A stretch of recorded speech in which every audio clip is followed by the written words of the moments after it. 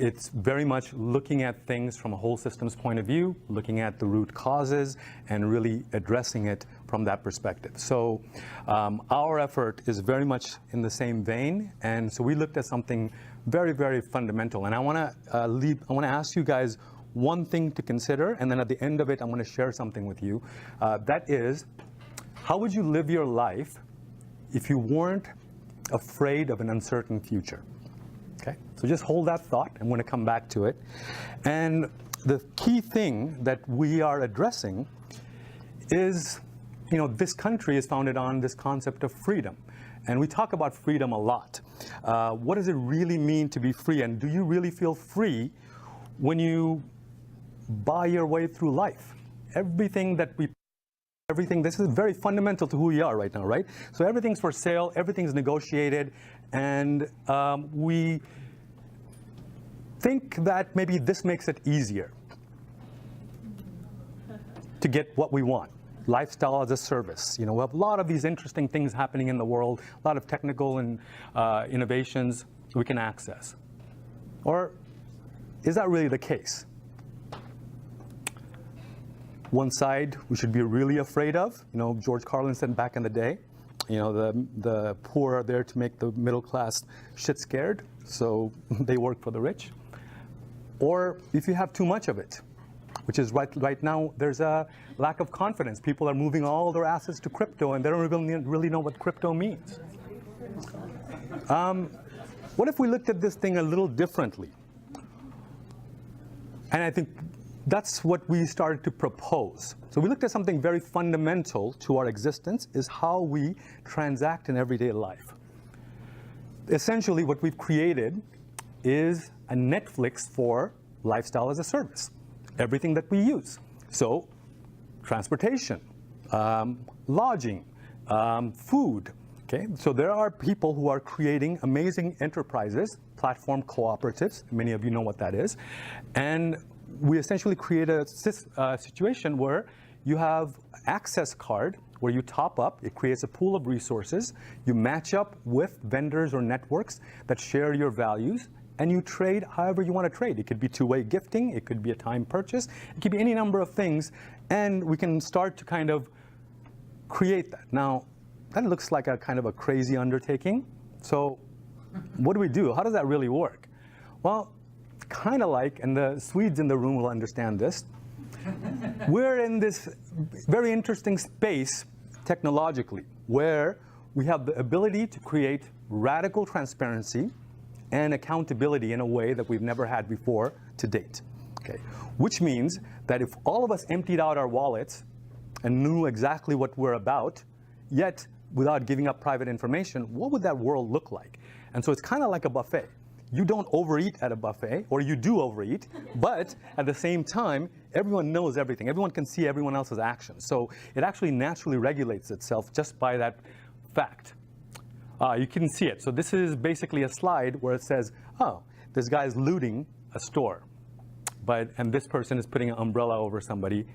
Sorry for the, but we are amazing. And so the way we looked at this is very much in the vein of what you're doing and what Daisy's proposed. Really look at this thing from, okay, we need to create a way to bring resources into this. So convenings that everyone is doing. So basically, free ways to play, free ways to form a product and service experience, and look at the resources as the evolution of investment and commerce to begin with, free ways to flow from fiat capital to a fundamentally different paradigm of what that capital actually represents. So we're doing it, and you've heard of this thing, right? Cryptocurrency. Okay, I want you to, just for a second, I want you to think about one thing. Is a proxy ever current? If I show you a picture of food, does that make you full? So the world we've created today uses an in-between, go-between to get to the thing we want. But now remember the picture of the buffet. When you have everything seen and we know who everyone is, it's a fundamentally different paradigm. It changes supply and demand in real time. So basically, the ability to your cost of customer acquisition, cost of goods sold, all of those things become flat. So now we can see everything. So why would you need something like a currency or a coin in order to do things? See, we go, but wait, we need a unit of measure. We already have that. That thing expires. It doesn't hold value. Likes, tweets, clicks. Oh, medium of exchange. We're doing that all the time. We call it Skype, messaging. This happens all the time. Instant. Okay, no lag time. Doesn't store value unless it was a valuable conversation. So what about the store of value? Well, we thought of it from the point of view of everyone's in it. The consumer is somebody who's an investor. The supplier is somebody who's an investor. Right now, we have a paradigm where it's a race to the bottom for people who actually produce value. So we're trying to aggregate it. And the person who's actually consuming value is kind of negligible. It's harder and harder for them to get to what they want. So we created something, consumer as an investor, supplier as an investor, and the platform as an investor in the outcome that we want. And it's an integrated process. Now, how do we do this integrated process? We do free play. We reconnect to why we do what we do and reorient ourselves to co-create the next cultures, languages, and understand that there's multiple worldviews. It's not just the way you think and your community works. So it's really working with conveners, platform co-ops, and bringing them into the fold. We enroll them, make it really easy for them to come in and say, hey, you know what? We have this thing where you get this access card, and it's going to give you a lot of free and cool stuff. So we enroll people into this mix. We redo the story of ourselves of we come into a situation, we go, what's in it for me? We want to shift that to how can I serve? And if I understand what's going on, I can shift that narrative, and there's many techniques to do exactly that. And then we kind of release ourselves from this whole idea that we're in this alone. We're really not. We're all co-creating this stuff together. So when we do the product, same kind of thing. We don't just say, hey, here's a product, it's going to be the next Facebook. We don't know that. It's an ongoing conversation with the stakeholders. So we want to have a free form identity. So this technology enables us to hold on to our private information, move about, and actually access things like an access card. Like when you walk into a synagogue or a church, there's implicit rules in that space. It's not, they don't hand you a contract, but you know how to behave there. And so that's essentially the kind of identity construct that we're creating. We're sharing our API freely so that anyone can create an identity like that. And we're using a co-design process with some of the most brilliant, innovative people in the world who are pioneering this technology. And we're creating a fundamentally different user experience. We're creating smarter identities. We're co-designing experiences. What it actually feels like to be to move like this, so that we can access lifestyle as a service, which is our right, because we produce more than enough. And everyone should be able to access it in that way because we're putting in. All of us put in on this, man. So fundamentally, this is a different paradigm. And we looked at the first generation of things, like Amazon, Alibaba, those kinds of things. And just look at the general chart. We can get into it in detail because I only have a little bit of time. Second generation discounters, Groupon, Expedia, etc. Sharing economy services, Uber, Airbnb, etc. New barter and social sharing things like Simbi, Tradia, etc. Platform co-op networks, Fair Co-op, etc. So all of these things solve a particular piece of the puzzle of, can any member issue credit? Do you need financing? Does it access the resource pool? Is there a real-time supply and demand? Is it easy to use? Is it a self-sustaining model? Does it have global reach across multiple network? Is it 100% transparent? Does it have an open revenue share? Does it have a user-generated membership growth? Some of them have something, most of them don't. We hit all of those things because we're approaching it from a fundamentally different way. And we're now having conversations with the investment community, with the financial community, because you know what? We're all in this together. The wall of numbers is not going to serve you because that proxy is not going to feed the earth. So we're evolving the nature of finance itself from, I want a return on investment. Well, what do you really want? What you really want is a return on intention. What is it that you wanted to manifest your worldview into existence. And you wanted to use that tool that you have as financial capital to get the maximum impact. So speaking to what Daisy spoke about before, use it where it's most beneficial. Ask the question, what Chelsea brought up before, ask the questions that how does it create the outcome that I want? And really work with this process to convert the world of capital and commitments, which we can capture, into consideration. The foundation of business is reciprocity and consideration. If it's inconsiderate, we don't have a business relationship. When Amazon squeezes suppliers out of the mix and to try to aggregate everything, if you kill the tree, you can't eat the fruit. Okay, so converting into considerations, and we have a tool for that. It's called smart contracts, but there's actually a smarter way of doing smart contracts to actually start to regenerate true wealth. And that's the conversation we're having with all of these groups. Essentially, there's pain points for investors. You don't trust how this is going to turn out.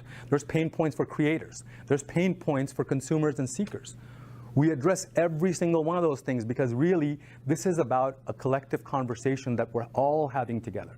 It is not something that I didn't come up with the solutions. My core partners, Bonnie Nixon and Eric Rothenberg, who are not here today, they didn't come up with the solution. The collaborators, all of us, including people in the room, that's been like Lars and Fyodor, and all of us have been kind of involved in these conversations. We're co-creating this together. This is a new reality that starting with a conversation, starting with really what is it that we're what is the outcome that we really want?